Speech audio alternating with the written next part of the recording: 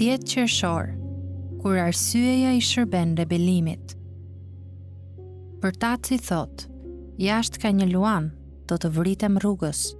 Fjalët e urta 22:13. Kjo nuk është ajo që prisja të thoshte fjala e urtë, por do të kisha pritur që ajo të thoshte, Frikacaku thot, jashtë ka një luan, do të vritem rrugës. Gjithsesi, ajo thot, përtaci, jo Frikacaku. Prandaj, emocioni mbizotërues këtu është përtacia, jo frika. Sidoqoftë, çfarë lidhje ka përtacia me rrezikun e një luani në rrugë? Zakonisht, ne nuk themi, ky njeri është tepër përtac të shkojë të punojë për shkak se në rrugë ka një luan.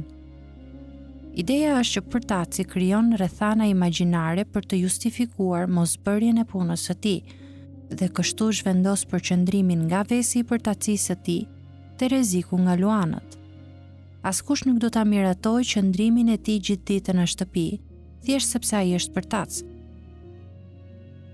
Gjithsesi, ata mund ta justifikojnë atë nëse në rrugë ka një luan. Një zbulim domethënës biblik që kemi nevojë të mësojmë nga kjo, është që zemra jonë e shfrytëzon mendjen për të justifikuar atë që duam. Domethënë, dëshirat tona më të thella i paraprin funksionimit të arsyeshëm të mendjeve tona dhe e shtyn mendjen të perceptojë dhe të mendojë në një mënyrë që i bën dëshirat të duken me vend, edhe pse ato janë të gabuara. Këtë po bën përtaci. Ai dëshiron fort që të qëndrojë në shtëpi dhe të mos punojë. Nuk ka asnjë arsye të mirë për të qëndruar në shtëpi. Prandaj, çfarë bën ai? A e mposht ai dëshirën e tij të ligë, përtacinë e tij?